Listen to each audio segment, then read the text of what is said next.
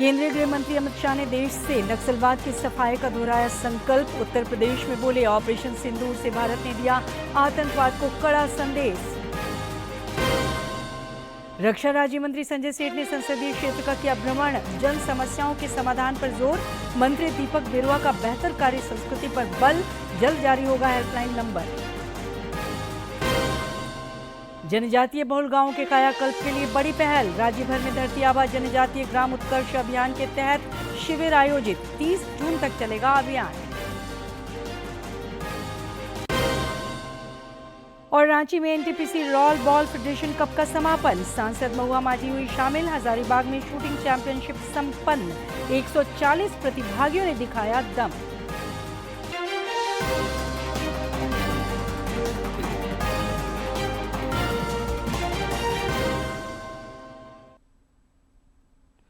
नमस्कार, प्रादेशिक समाचार में आपका स्वागत है। समाचारों के साथ मैं हूं सरोज झा और अब समाचार विस्तार से। प्रधानमंत्री नरेंद्र मोदी आज 3 देशों साइप्रस, कनाडा और क्रोएशिया का यात्रा पर रवाना हुए। उन्होंने भरोसा जताया कि यात्रा के दौरान सीमा पार आतंकवाद के खिलाफ लड़ाई में भारत को इन देशों के पुरजोर समर्थन के लिए आभार व्यक्त करने का अवसर मिलेगा।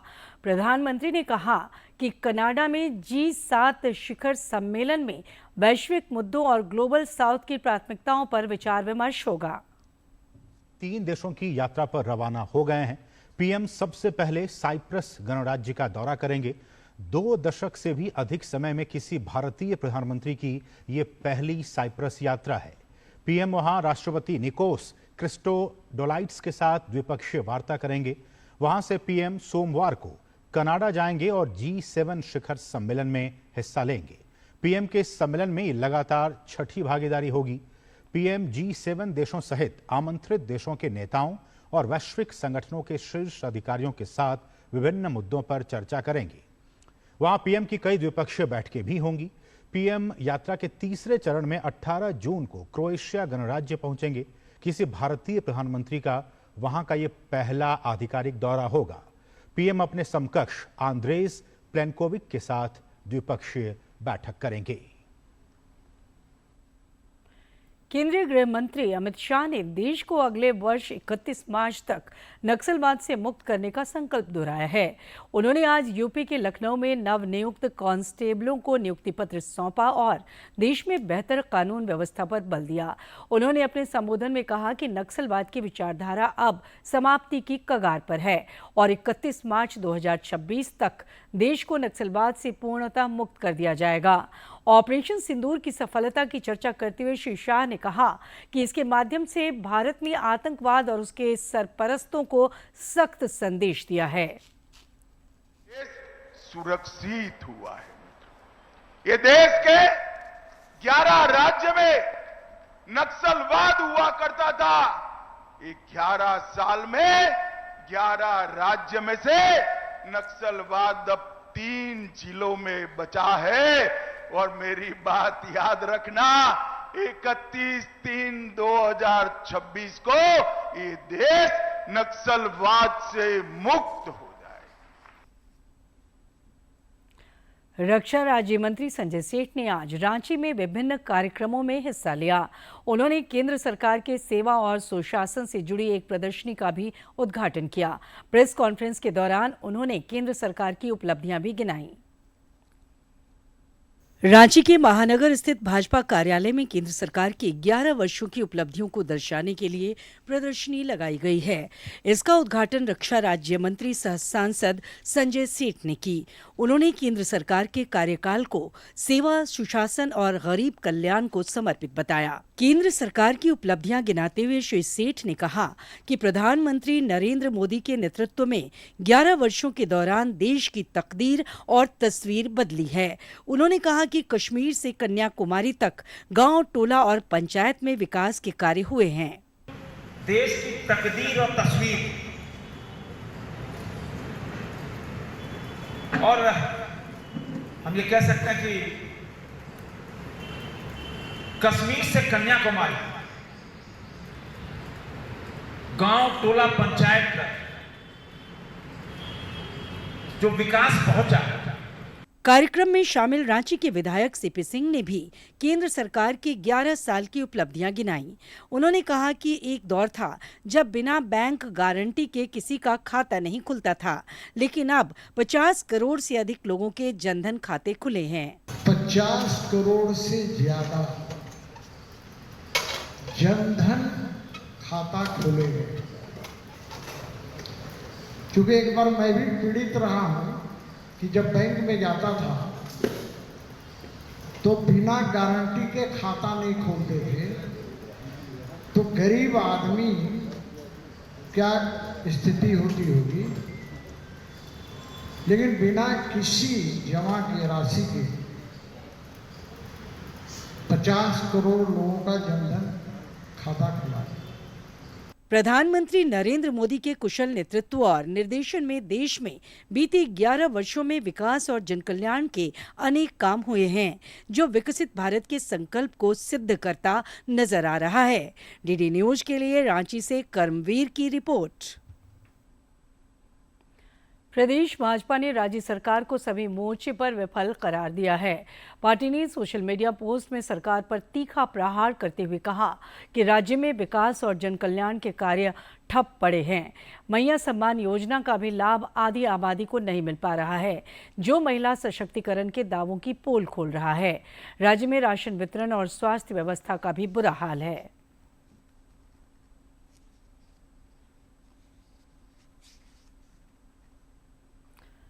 रांची सांसद सह रक्षा राज्य मंत्री संजय सेठ ने जनमानस के समाधान पर जोर दिया है। जन समस्याओं पर उन्होंने आज अपने संसदीय क्षेत्र अंतर्गत रातू रोड स्थित काजू बागान में नाली और पानी निकासी की समस्या की जानकारी ली। इस दौरान उन्होंने अधिकारियों को समस्या के समाधान के लिए यथाशीघ्र पहल के निर्देश दिए। श्री सेठ ने संसदीय क्षेत्र में बेहतर नागरिक सुविधाओं पर बल दिया।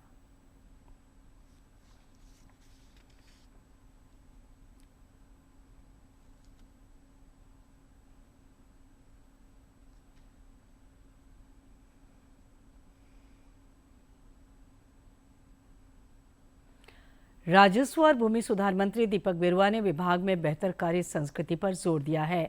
उन्होंने लोगों से सोशल मीडिया पर भूमि से संबंधित शिकायतों की जानकारी देने का आग्रह किया है, ताकि उनका समाधान तेज गति से हो सके।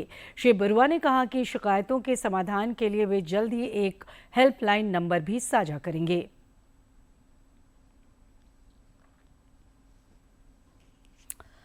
रांची में 23 जून को पासवा की ओर से प्रतिभा सम्मान समारोह का आयोजन किया जाएगा। इस दौरान बोर्ड परीक्षाओं में उत्कृष्ट प्रदर्शन करने वाले मेधावी विद्यार्थियों को सम्मानित किया जाएगा।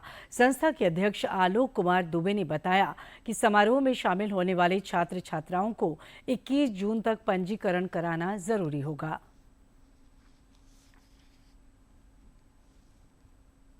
राज्य स्तरीय छात्र प्रतिभा सम्मान समारोह होगा। उसके बाद फिर हम जिलों में भी इस प्रकार के आयोजन करेंगे, जहां 60% तक के बच्चों को हम आमंत्रित करेंगे। ये कार्यक्रम 23 जून को पूर्वाह्न 9:30 बजे से हरवंश टाना भगत इंडोर स्टेडियम में सीबीएसई आईसीएसई जैक बोर्ड के 70% व उससे अधिक नंबर लाने वाले 10वीं एवं 12वीं के बच्चों का छात्र प्रतिभा सम्मान समारोह आयोजित होगा। जनजातीय बहुल गांवों के कायाकल्प के लिए सरकार ने बड़ी पहल की है। राज्य भर में पीएम जनमन और धरती आबा जनजातीय ग्राम उत्कर्ष अभियान के तहत आज विशेष शिविरों का आयोजन हुआ। ये सिलसिला 30 जून तक चलेगा।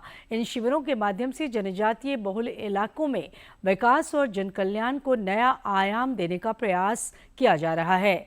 गुमला में भी जनजातीय कार्य मंत्रालय की पहल पर संचालित इस अभियान के अंतर्गत विभिन्न प्रखंडों में शिविरों का आयोजन किया गया और कल्याणकारी योजनाओं से लोगों को आच्छादित किया गया। इस दौरान लोगों को ग्राम उत्कर्ष अभियान की जानकारी दी गई और योजनाओं का लाभ लेने के लिए प्रेरित किया गया। इधर लोहरदगा में भी धरती आबा जनजातीय ग्राम उत्कर्ष अभियान के तहत विविध कार्यक्रमों का आयोजन किया जा रहा है। जिले के उपायुक्त डॉक्टर ताराचंद ने बताया कि 15 से 30 जून तक जनजातीय बहुल गांवों में विशेष अभियान चलाया जाएगा, ताकि योजनाओं का लाभ पात्र लोगों को मिल सके।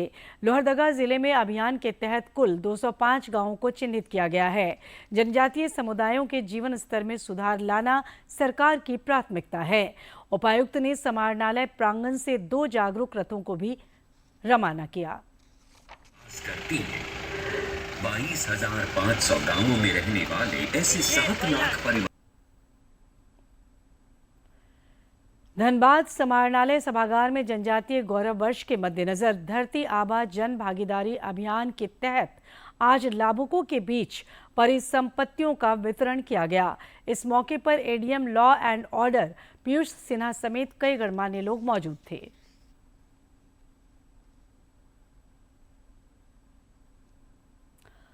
विश्व बुजुर्ग दुर्व्यवहार जागरूकता दिवस पर आज जामताड़ा जिला विधिक सेवा प्राधिकार ने वृद्धाश्रम उदलबनी परिसर में जागरूकता शिविर का आयोजन किया। प्राधिकार के सचिव ने वृद्धजनों से मिलकर उनकी समस्याएं सुनी और उन्हें सरकार की कल्याणकारी योजनाओं की जानकारी दी।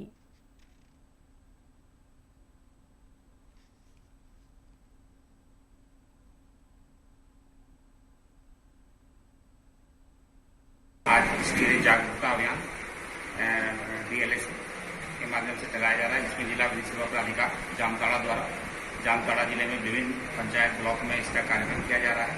इसी क्रम में आज यहाँ पर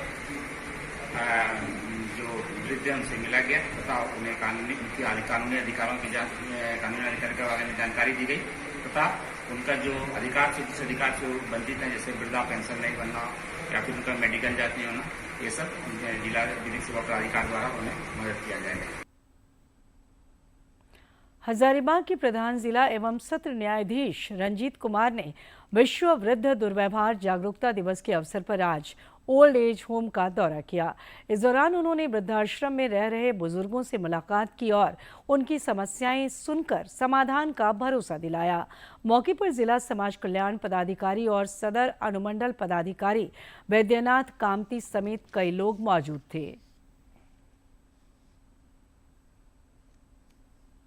एडमिनिस्ट्रेशन के साथ न्यायपालिका और डिस्ट्रिक्ट एडमिनिस्ट्रेशन के साथ में यहाँ के ओल्ड एज होम में जो भी वयोवृद्ध रह रहे हैं उनको क्या कमी है, हेल्थ में क्या इश्यूज़ हैं, उनको खाने पीने की सुविधा है कि नहीं, हम लोग इस चीज़ को देखने के लिए आए हैं और उनको अवेयर करने के लिए भी आए हैं कि किसी भी प्रकार की कोई दिक्कत होती है तो हम लोग उनको उनकी मांगों को, उनकी बुनियादी चीज़ों को पूरा करेंगे।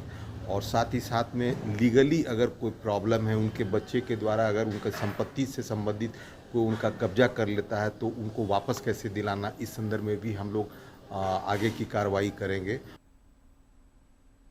रांची पुलिस ने नगड़ी थाना क्षेत्र के कटहल मोड़ पर ट्रैफिक पुलिस के साथ मारपीट करने वाले दोनों ऑटो चालकों को गिरफ्तार कर परेड कराया है। गौरतलब है कि बीते दिनों ट्रैफिक पुलिसकर्मी वाहन चेकिंग कर रहे थे। इसी दौरान ऑटो चालकों ने ट्रैफिक पुलिसकर्मियों पर हमला कर दिया था, जिसमें एक जवान को सिर पर गंभीर चोट लगी थी।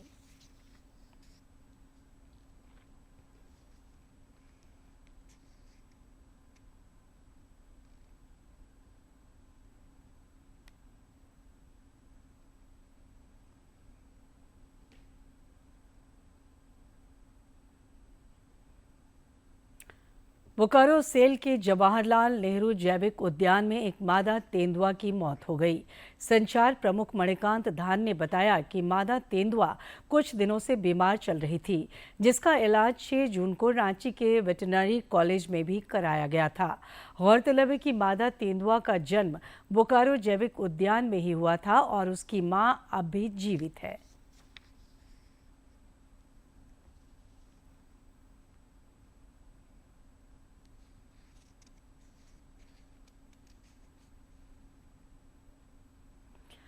अंतर्राष्ट्रीय योग दिवस में अब महज 6 दिन शेष हैं। 11वां अंतर्राष्ट्रीय योग दिवस एक पृथ्वी एक स्वास्थ्य के थीम पर मनाया जाएगा। गढ़वा के लोग भी इस खास दिवस का बेसब्री से इंतजार कर रहे हैं। जिले में लोगों के बीच योग का क्रेज देखते ही बन रहा है। स्थानीय महिलाएं और पुरुष नियमित रूप से योगाभ्यास कर रहे हैं। इन्हें पतंजलि योगपीठ के सदस्य उपकार गुप्ता योगाभ्यास कराते हैं।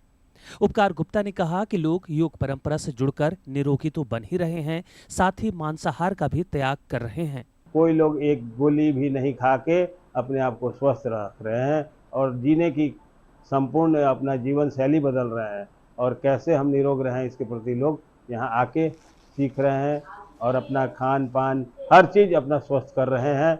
और बहुत लोग यहाँ आके मांसाहार को छोड़ के शाकाहार को अपनाए हैं। शहर की कई महिलाओं ने योग को दैनिक जीवन का हिस्सा बना लिया है। नियमित रूप से योगाभ्यास कर रही योग साधिका लालमणि देवी और रामा देवी ने कहा कि योगाभ्यास से कई बीमारियों से निजात मिली है।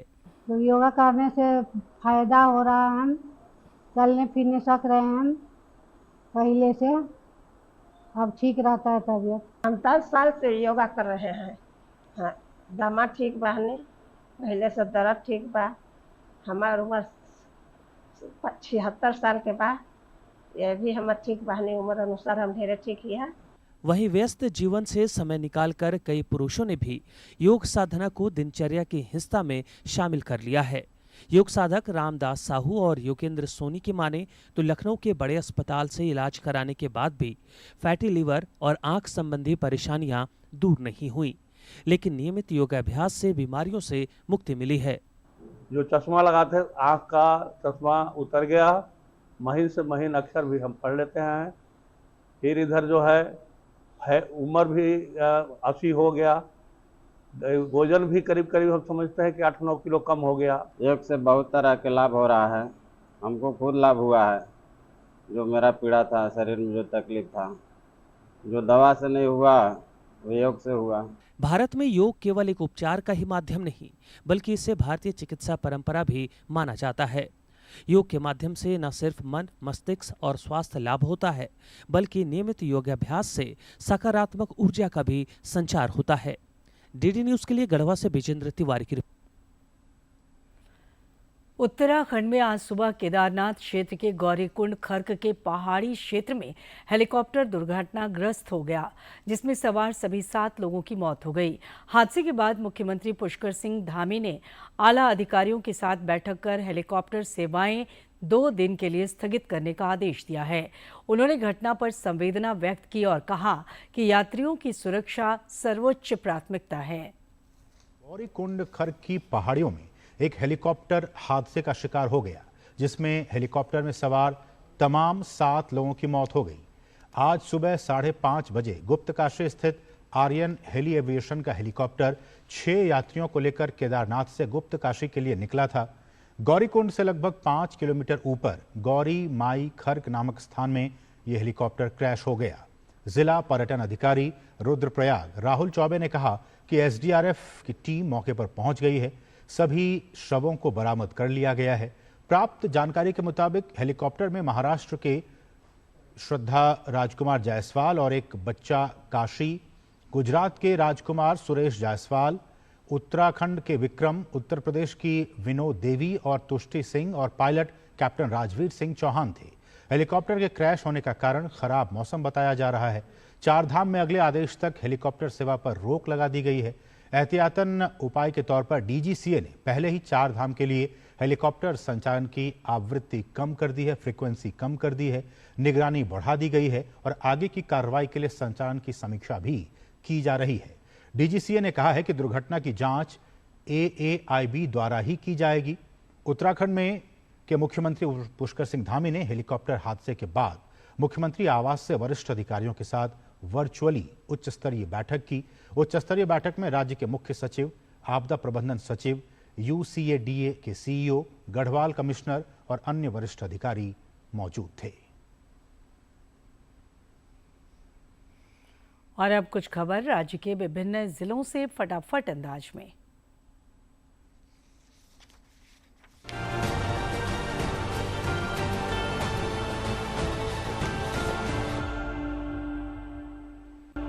मुख्यमंत्री हेमंत सोरेन ने आज फादर्स डे के अवसर पर सभी को ढेरों बधाई और शुभकामनाएं दी। उन्होंने अपने पिता शिबू सोरेन के साथ एक तस्वीर साझा कर कहा है कि पिता एक ऐसा वट वृक्ष है जिनकी छांव में आत्मविश्वास पलता है। पिता उनके गुरु और मार्गदर्शक हैं। रक्षा राज्य मंत्री संजय सेठ से आज रांची के विभिन्न क्षेत्रों में काम कर रहे कार्यकर्ताओं, प्रबुद्धजनों और नागरिकों ने मुलाकात की। श्री सेठ ने लोगों से मुलाकात और संवाद के क्रम में जन समस्याओं को भी सुना और समाधान के लिए संबंधित अधिकारियों को निर्देश दिए। परिवहन, राजस्व एवं भूमि सुधार मंत्री दीपक बिरुआ ने कनेक्टिविटी विकास की प्रतिबद्धता दोहराई है। उन्होंने बताया कि पिछले 5 वर्ष में 12,000 किलोमीटर सड़क का जीर्णोद्धार कार्य हुआ है। इस मौके पर सांसद जुबा मांझी समेत कई गणमान्य लोग मौजूद थे। 12,000 किलोमीटर ग्रामीण सड़कों को पुनरुद्धार करने का, उनको फिर से मरम्मत करने का हमारी सरकार ने प्रयास किया। पूर्व मंत्री सह विधायक सीपी सिंह ने रांची नगर निगम क्षेत्र के अंतर्गत चर्च रोड में नाली निर्माण कार्य का शिलान्यास किया। इस अवसर पर कई लोग उपस्थित थे। गिरिडीह उपायुक्त ने बाल सुरक्षा जागरूकता रथ को रवाना किया। 30 दिवसीय अभियान के क्रम में ये रथ गांव-गांव जाकर नुक्कड़ नाटक के माध्यम से लोगों को सुरक्षित सशक्त बचपन का संदेश देगा। बोकारो उपायुक्त ने लुगुबुरु, घंटा बाड़ी, धोरोमगाड़ में विकास कार्यों का जायजा लिया। उन्होंने एजेंसी को निर्माण कार्य अक्टूबर तक समाप्त करने समेत कई निर्देश दिए। रेलवे ने हाथियों की सुरक्षा सुनिश्चित करने की दिशा में बड़ा कदम उठाया है। पश्चिम सिंहभूम अंतर्गत चक्रधरपुर रेलवे मंडल ने रेलवे ट्रैक पर हाथियों की उपस्थिति का पता लगाने के लिए आर्टिफिशियल इंटेलिजेंस (AI) तकनीक को लागू किया है, जो अधिकारियों को अलर्ट करेगा। इस तकनीक को और अधिक प्रभावी बनाने के लिए गुजरात के जामनगर स्थित वनतारा चिड़ियाघर से 2 प्रशिक्षित हाथियों को लाकर सिस्टम को ट्रेनिंग दी जा रही है। गुमला में सीलम ओल्ड एज होम में विश्व बुजुर्ग दुर्व्यवहार जागरूकता कार्यक्रम का आयोजन किया गया। उपायुक्त ने वरिष्ठ नागरिकों संग आत्मीय संवाद कर समय बिताया एवं व्यवस्थाओं का निरीक्षण किया। उपायुक्त ने कहा कि गरिमा और सम्मान से परिपूर्ण जीवन सभी बुजुर्गों का अधिकार है, जिसे सुनिश्चित करना प्रशासन की प्राथमिकता है। चतरा में पुलिस ने गुप्त सूचना के आधार पर पत्थलगड्डा थाना क्षेत्र से अफीम और ब्राउन शुगर की बड़ी खेप के साथ 2 तस्करों को पकड़ा है। इस दौरान ब्राउन शुगर बनाने वाली मशीन और लगभग 4.5 लाख रुपए बरामद किए गए। धनबाद में झारखंड शिक्षा परियोजना द्वारा विभागों में संचालित योजनाओं के उन्मुखीकरण सह प्रशिक्षण कार्यक्रम आयोजित हुआ। इस दौरान समान रणनीति से सरकारी स्कूलों का वातावरण और परिणाम सुधारने की दिशा में जोर दिया गया। हजारीबाग उपायुक्त ने करजन ग्राउंड के इंडोर स्टेडियम में चल रहे निर्माण कार्यों का जायजा लिया और कार्यों की गुणवत्ता पर विशेष ध्यान देने का निर्देश दिया। धनबाद स्टेशन पर टिकट चेकिंग अभियान के दौरान 219 यात्रियों को पकड़ा गया तथा उनसे 1,15,000 रुपए से अधिक जुर्माना राशि वसूली गई। जामताड़ा उपायुक्त ने पर्यटन एवं खेल विभाग अंतर्गत योजनाओं की प्रगति की समीक्षा की। उन्होंने मालांचा पहाड़ में 4 दीवारी निर्माण, पर्वत विहार के आसपास पार्क का निर्माण, एल्डर्स क्लब और प्रखंडों में ओपन जिम सहित विभिन्न बिंदुओं पर विमर्श कर संबंधित अधिकारियों को प्रस्ताव उपलब्ध कराने के निर्देश दिए।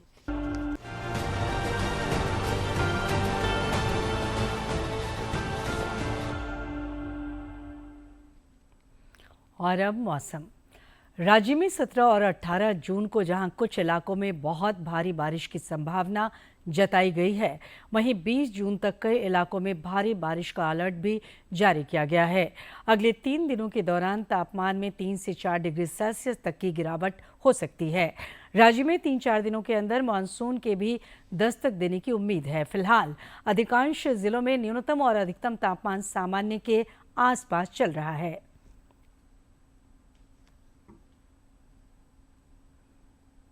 और अब एक नजर डालते हैं प्रमुख शहरों के आज के तापमान पर।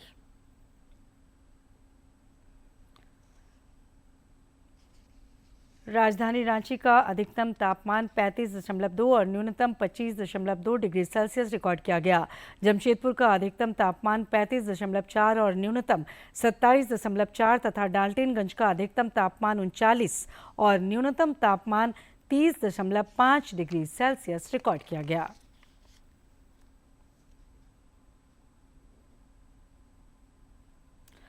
रांची में एनटीपीसी द्वारा आयोजित 5वीं रोल बॉल फेडरेशन कप का समापन हो गया। फाइनल मैच के दौरान सांसद महुआ माझी भी मौजूद रहीं। उन्होंने इस दौरान प्रतिभागियों का उत्साह बढ़ाया और उन्हें शुभकामनाएं दी। इस मौके पर कई गणमान्य लोग मौजूद थे। हजारीबाग में चल रहे 3 दिवसीय शूटिंग चैंपियनशिप का आज समापन हो गया। चैंपियनशिप में लगभग 140 प्रतिभागियों ने अपनी प्रतिभा का दम दिखाया। का आज समापन हुआ। इस प्रतियोगिता में 140 प्रतिभागियों ने बढ़ चढ़कर भाग लिया। मौके पर खेल निदेशक संदीप कुमार ने कहा कि छोटे छोटे शहर में बेहतर खिलाड़ी उभर कर सामने आ रहे हैं। उन्होंने कहा कि सरकार खिलाड़ियों को हर संभव मदद दे रही है। हमारी सरकार, हमारे मंत्री, हमारे मुख्यमंत्री महोदय, सचिव, इनका निर्देश है कि पूरे राज्य में हर स्पोर्ट्स पर कम से कम 4 ऐसा बड़ा इंफ्रास्ट्रक्चर डेवलप किया जाए ताकि पूरे क्षेत्र से प्रतिभा और खिलाड़ियों का जो है वो चयन हो सके। शूटिंग के क्षेत्र में इन दिनों बच्चों में रुझान बढ़ा है। प्रतियोगिता में प्रथम स्थान प्राप्त करने वाले शूटर सरस्वती कुमारी ने कहा कि वो देश के लिए इस क्षेत्र में कुछ करना चाहती है। अच्छा मतलब जॉब में भी जा सकते हैं और इसमें अभिनव इंद्रा भी है जो कि हमारे भारत में फर्स्ट गोल्ड मेडल हमारे भारत को दिया है। तो बस हम लोग भी चाहते हैं कि हम लोग भी ऐसा कुछ करें जिससे भारत का नाम रोशन हो। इस प्रतियोगिता में शुरुआती 3 स्थान हासिल करने वाले खिलाड़ियों को राज्य स्तरीय प्रतियोगिता में भाग लेने का मौका मिलेगा। हजारीबाग से डीडी न्यूज की रिपोर्ट। और आखिर में इस बुलेटिन के मुख्य समाचार एक बार फिर।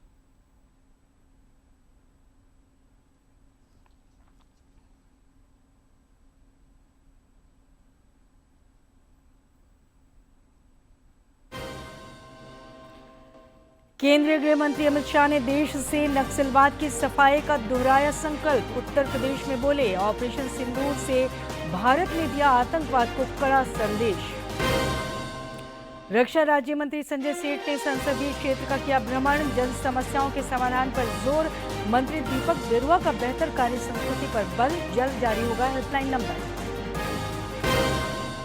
जनजातीय बहुल इलाकों के गांवों के कायाकल्प के लिए बड़ी पहल।